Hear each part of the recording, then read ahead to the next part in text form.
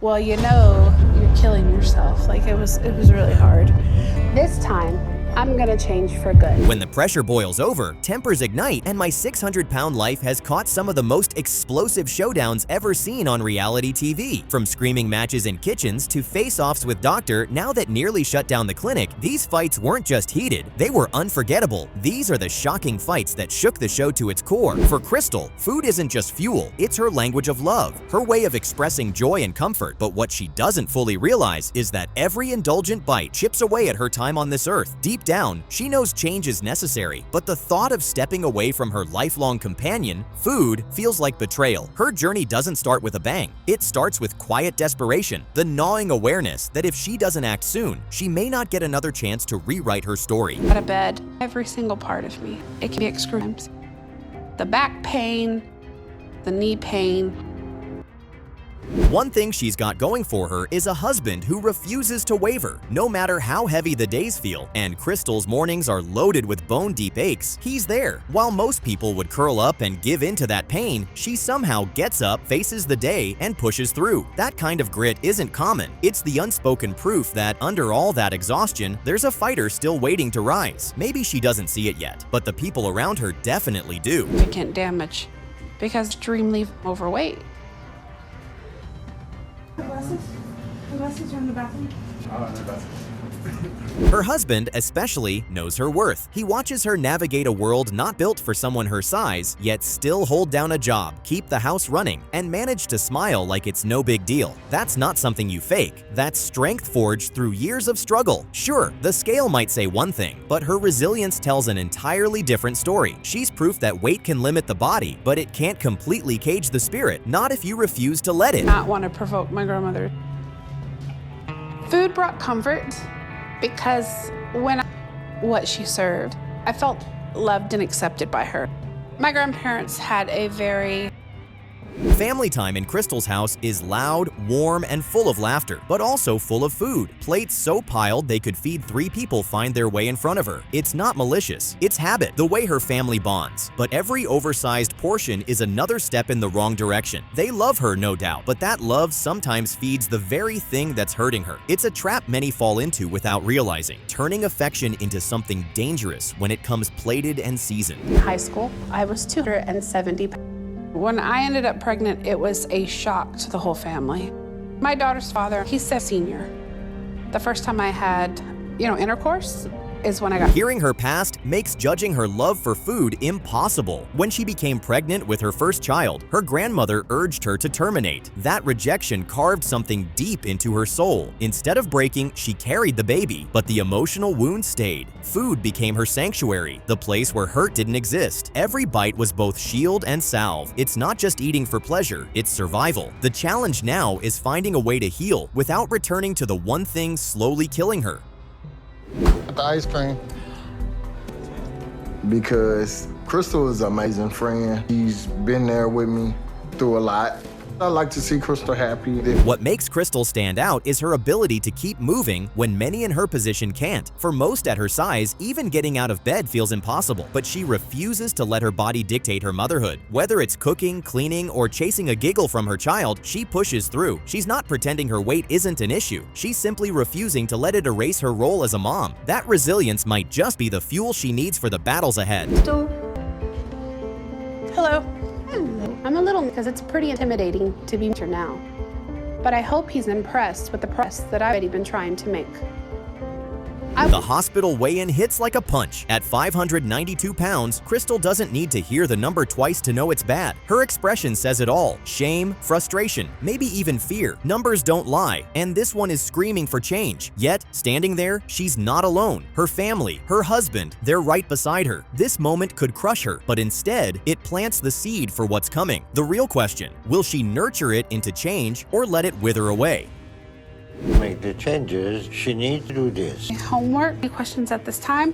I'm prepared, and thank you so much for giving me this this information. All right. Dr. Now doesn't sugarcoat reality, not with Crystal, not with anyone. If she wants surgery, the weight has to start coming off first. There's no deal without proof she can commit. Still, he sees something promising, her husband's unwavering support. He knows a strong partner can make or break this process. And in her case, that could be the deciding factor. With his guidance and their teamwork, the path is laid out. Now it's all about whether Crystal has the discipline to walk it.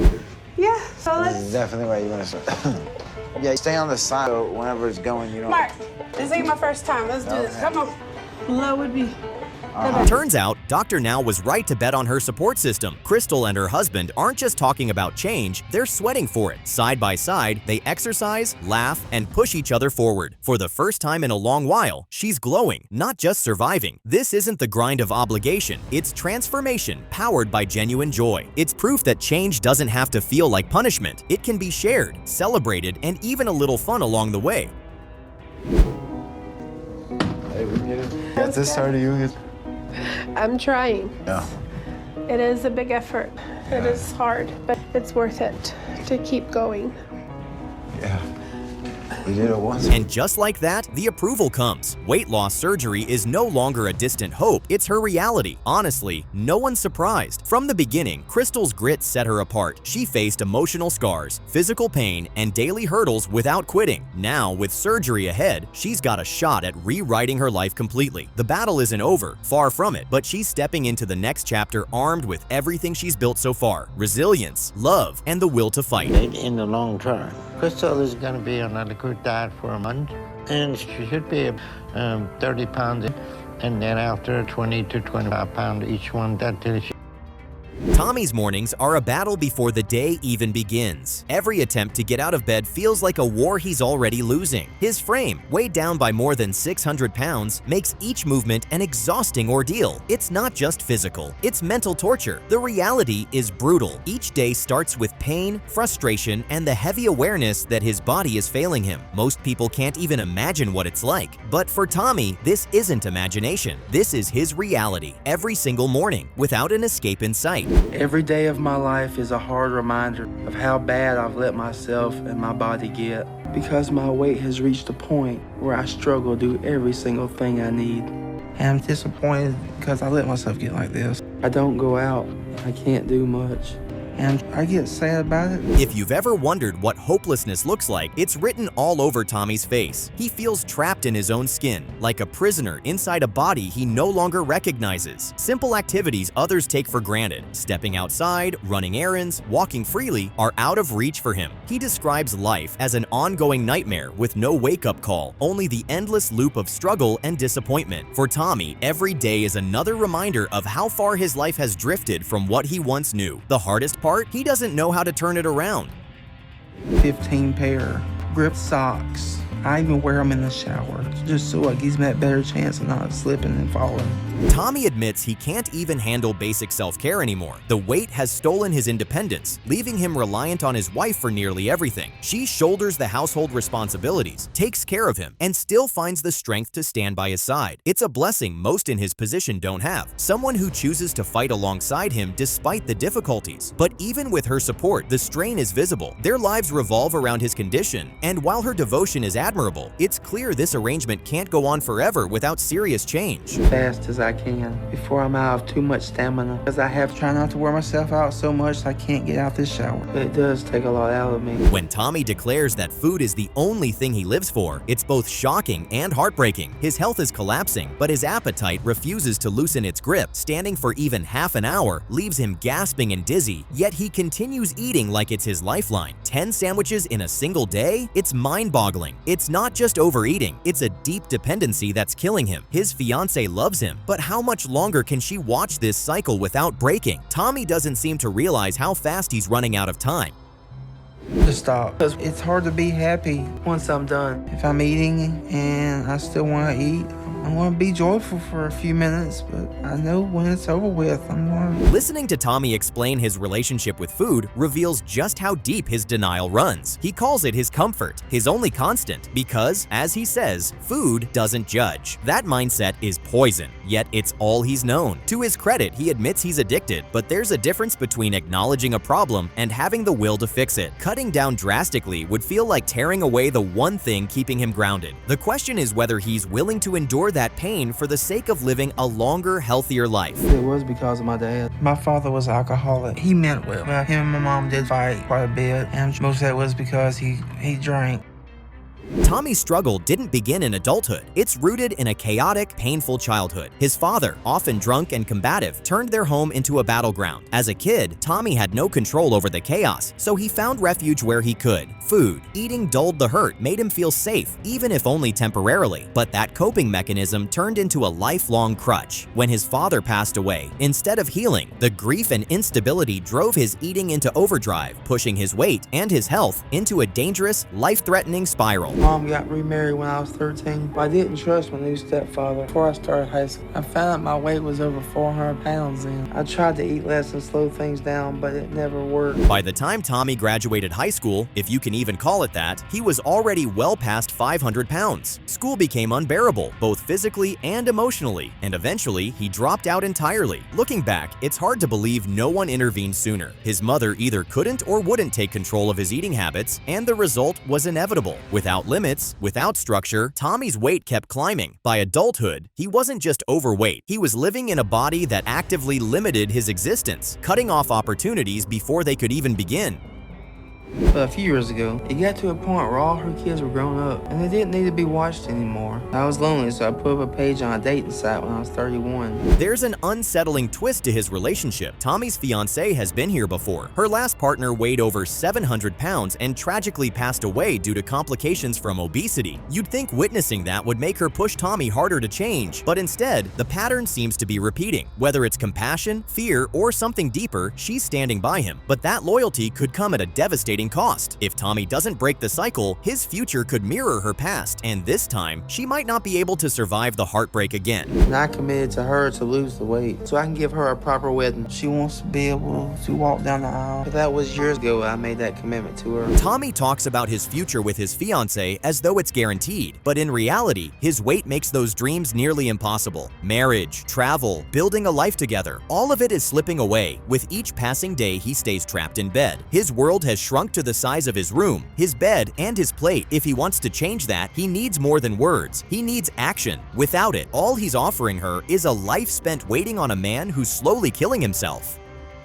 All the things that could go wrong, but at least we have some help. Because Amanda's mom, Sharon, says she helped drive us. And Amanda's already stayed up late packing most everything. So we just have to get it in Sharon's car and then we'll go. When his fiancée contacts Dr. Now's clinic, a sliver of hope appears. An appointment is set, but fear grips Tommy. He worries he won't even fit into the car for the trip, and if he does, he's unsure his body can handle the journey without collapsing. The very act of getting help has become its own obstacle. This is the harsh truth of extreme obesity. The longer you wait, the harder it becomes to even begin the process of saving yourself. For Tommy, the clock is ticking faster than he realizes. If I can get some food or snacks, I know that will help me handle this.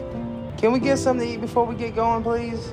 Yeah, I can go in and order for me and Amanda, we're Tommy. gonna sit in the car and you go see. Take that.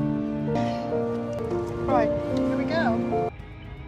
Even before they leave, Tommy's focus drifts back to food. Every idle moment seems to spark a craving, and before long, he's eating again. It's a worrying sign. If he can't get through the trip to Dr. Now without giving in, how will he survive the strict regimen ahead? This is the kind of self-sabotage that sinks patients before they even set sail. His fiancée may be supportive, but enabling him now could erase any chance of him making it through the program successfully. The stakes couldn't be higher. And rest, so I can get my stamina back up and try again tomorrow, because I have to make it to my appointment tomorrow. And I hope Dr. Now takes me on this program so I can get the help I need, because without it, I don't know what chance I have left to change my life. Against the odds, Tommy makes it to the hospital. Standing before Dr. Now, it's clear he's desperate for help, but desperation alone isn't enough. The doctor has seen countless patients in Tommy's position, and he knows exactly what it will take to succeed: discipline, commitment, and the willingness to endure discomfort. Tommy wants to be accepted into the program, but Dr. Now won't sugarcoat it. If he's not prepared to put in the work, he'll be sent home without a second thought. This is his moment to prove himself.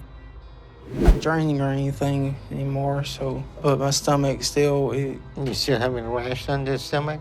You got a lot of scar tissue and a really bad rash. Dr. Now lays it out clearly. 2 months to shed significant weight or surgery is off the table. This is Tommy's trial by fire, a chance to prove he's serious. No more excuses, no more blaming his past. This is the line in the sand. If he can't commit now, the life he dreams of with his fiancée will remain out of reach. Every meal, every choice from here on out will either bring him closer to that goal or push him further into the life he claims he wants to escape. I really don't know.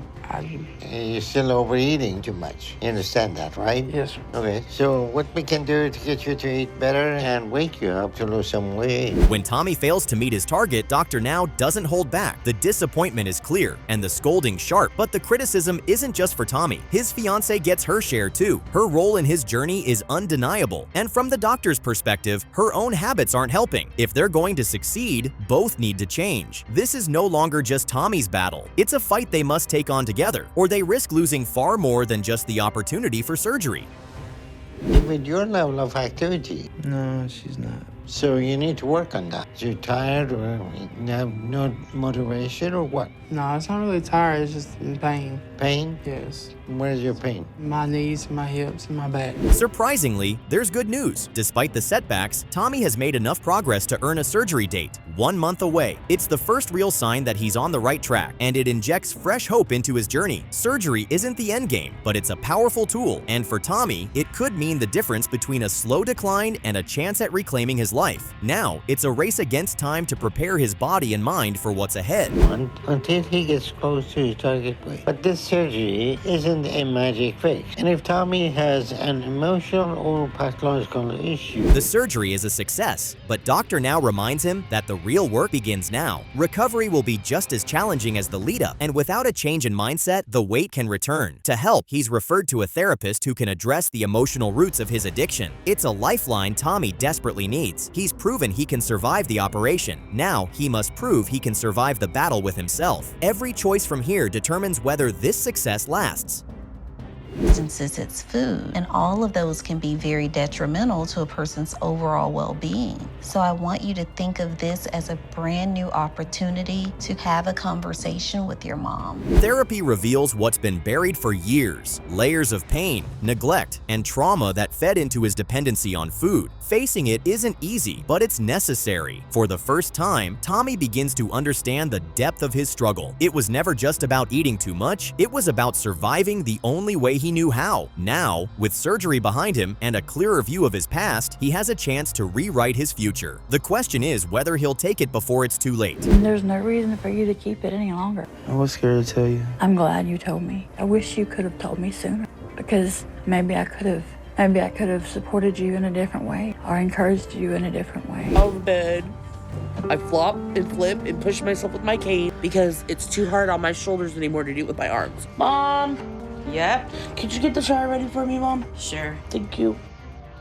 Kirsten's journey opens under a suffocating weight, both physical and emotional. At 612.5 pounds, she's trapped in bed, her mobility stolen, her independence gone. Each morning, she wakes feeling like she's locked inside a prison of her own body, hating herself more with every breath. Her biggest fear isn't pain, it's losing the ability to care for her teenage son, Nako, the one thing tethering her to purpose. Yet even that bond feels fragile, slipping away as her world shrinks. This isn't just about size, it's about losing herself entirely in a body she no longer controls. Doing things she shouldn't. As much as I found comfort in food, it was just the beginning of my addictions. I was doing drugs and smoking a lot of pot, a lot of acid, meth here and there, but I still didn't slow down my eating. Beneath Kirsten's immobility is a history steeped in chaos. Her parents' rejection set the stage early, and by 14, she was numbing herself with meth, acid, alcohol, and marijuana. Food was just one more addiction among many. Her pain runs deep, rooted in unspeakable trauma, including gang rape. At 18, desperation led her to sell her body for drugs, and it was during this time she became a mother to Lexi and later to Nako. This isn't simply overeating, it's survival through self-destruction, each addiction weaving tighter around her until it became the life she knows.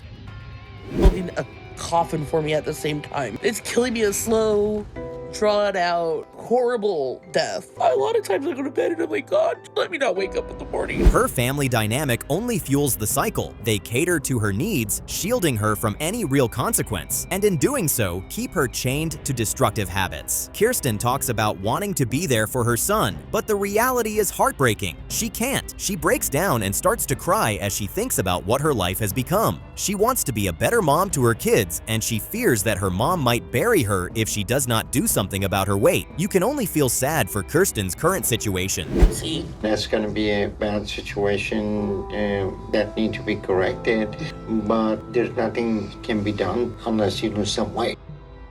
Kirsten makes her way to the hospital. She meets up with the doc, and as you would expect, he does not sugarcoat the truth. He lists out the problems that she has and tells her that the only way out of her situation is to lose some weight. The instructions are clear. She needs to lose at least 50 pounds before her next appointment. Right now, she is the worst candidate for weight loss surgery, and the only way out of that is to lose weight. Kirsten pretty much knows that she no longer has a choice. Since she made the bold step of seeing the doc, she has to see the journey through to the end. With Nico. Honestly, I'm just disappointed in how little help he's been to me. I try not to ask him to do anything for me because Nico's extremely rude to me now.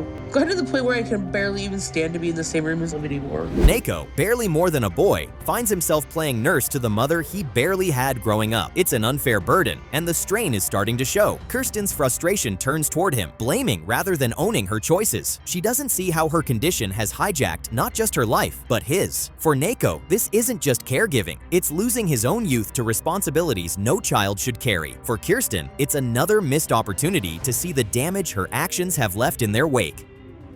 She heals, we can consider weight loss surgery. Now, it's very important you keep making good progress. The weight you lost is going to help you with your hernia surgery. Momentum finally builds. She loses a significant amount of weight, earning approval for gastric bypass. But first, a hernia must be repaired, and doctor now makes it clear that means staying disciplined. For a moment, there's hope. Nico, however, has reached his limit. His resentment and desire for a different life lead the family to send him home. Kirsten is left with mixed emotions, relieved of responsibility, yet lonelier. Without her son's presence, her motivation starts to crumble. The very progress she fought for begins to slow, a dangerous sign that old habits might be creeping back. But longer than anticipated, it's a big operation, and she's going to go to ICU overnight, make sure that she's breathing okay, and she's... Against all odds, Kirsten pushes forward and loses even more weight, enough to be cleared for surgery. Doctor now repairs her hernia and performs the bypass. Both grueling, both successful, but victories in this journey are fragile. While her numbers look good on paper, there's a lingering uncertainty. The surgery is a tool, not a miracle. Will she truly change her lifestyle, or will this be another short-lived triumph? The audience can't help but hold their breath. Her body is on the mend, but her mind remains the true battleground.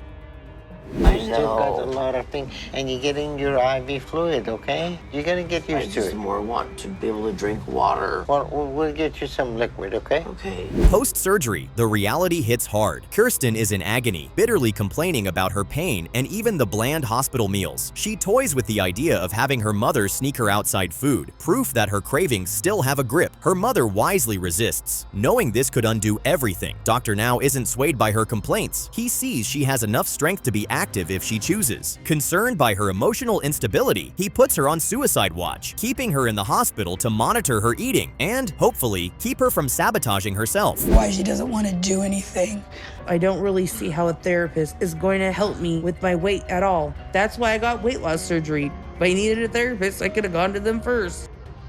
Back home, Kirsten quickly starts to slip. She ignores doctor, now's advice to see a therapist, and by her next check-in, she's up 20 pounds. She blames swelling, but he's not convinced. For him, the medical help is done. It's now her choice whether she keeps going. When she finally does meet with a therapist, the session peels back layers of trauma, sparking genuine progress. Her weight drops again, and she ends the program on a high note. It's bittersweet, proof she could have succeeded sooner if she'd stopped giving up and put the pizza down. At last, she understands. I'd like for you to repeat after me. I will not abuse my body with food. And And above all else, above all else, I will love